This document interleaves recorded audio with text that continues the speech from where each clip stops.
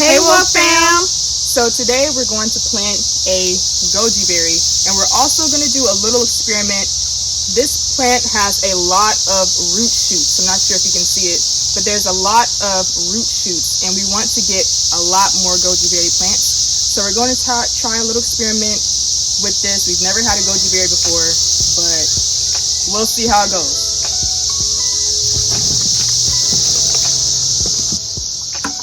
So goji berries grow the best in alkaline mixtures. They don't grow well in very acidic soils, so we are making a soil composition that includes potting mix, some compost, some earthworm castings, and some sand.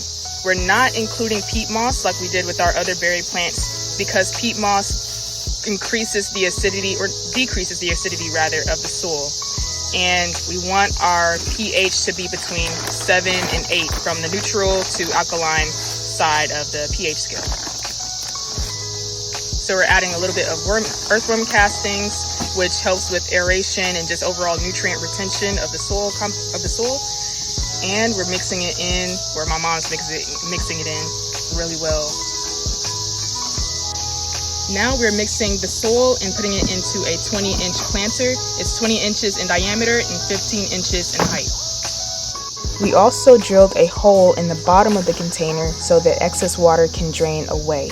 This is super important to remember because if you have excess water in your soil, it could lead to root rot, which could cause major damage to your plants. So don't forget to put a hole in your container. So we want to check the soil pH, and we have a soil tester here to see whether the soil is alkaline or if it is acidic. So the soil is around 8, which is on the alkaline side, which is exactly what the goji berry prefers. So we're not going to add any other types of amendments to make it more acidic or more alkaline because it is at a good level right now. But if your soil is more on the acidic side, then you can add some garden lime to raise the soil pH and make it more alkaline.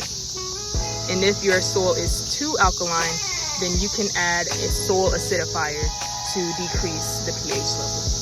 We're experimenting with this goji berry, y'all. We don't really know what we're doing, but what we do know is that we have a whole bunch of shoots that popped up. Well, they didn't pop up. They were actually like this when we bought it. And we don't want them to go to waste. So what we're going to do is divide out these roots or these plants into separate plants and pot them up. Here we go. 2 already right here, y'all. And we're going to keep going. See how many we can get. And again, we're just experimenting.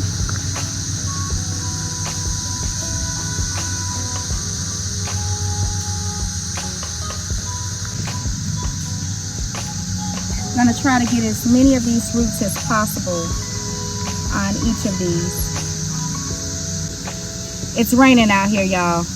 We're trying our best to hurry up.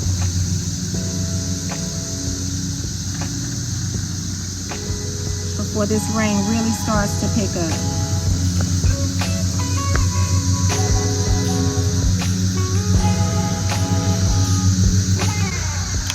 So what I'm doing now is I'm just making a hole down the middle so that I can put the plant along with its roots in here.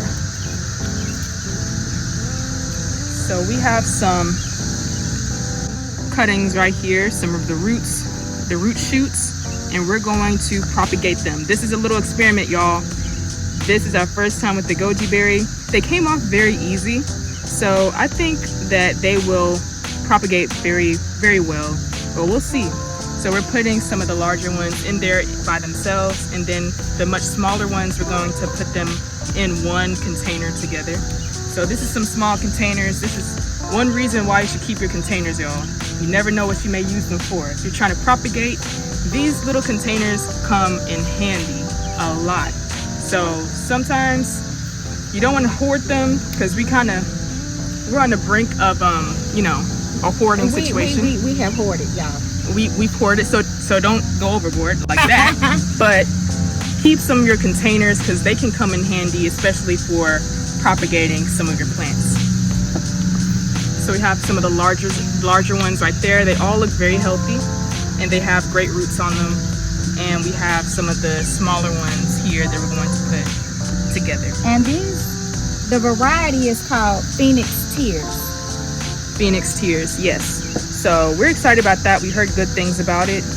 And I don't think either one of us, Mom, did you have one before? I have not, but from what I've read, it's a superfood. It's extremely nutritious.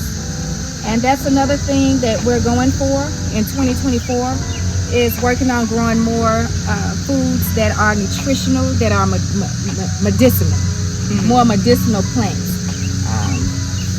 We do have a perennial herb garden where we are utilizing, or we will be utilizing, many of those plants for medicinal purposes.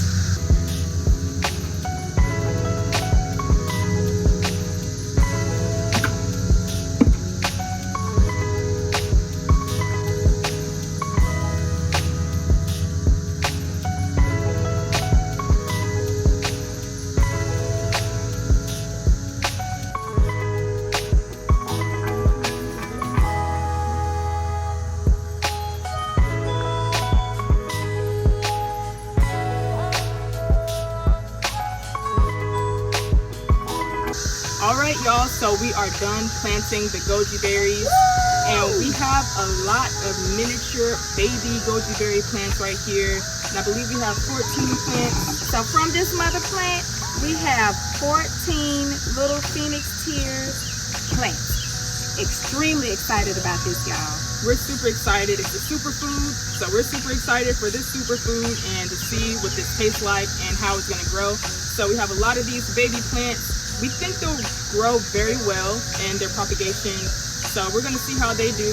But just to recap, just to do a quick recap, we planted the goji berry today, and the goji berries have a preference for an alkaline soil. So because it has a preference for alkaline soil with a pH between 7 and 8, our soil composition was made of potting mix and some compost, and then we added worm castings for aeration and to help with the nutrient retention, as well as, I believe, did we put a little bit of fertilizer in there? No fertilizer, but just put some sand. Sand, yes, sand for the drainage. So sand, potting mix, compost, and worm castings. And this made the soil pH to be around 7 or 8. And if the soil pH is too alkaline, then we would add some soil acidifier. But if it's too acidic, then we would add a garden lime to raise the pH or lower the pH. So the soil is at perfect pH right now and looks pretty good. The babies look really good, so we're super excited to see how that does, and we'll keep you all updated.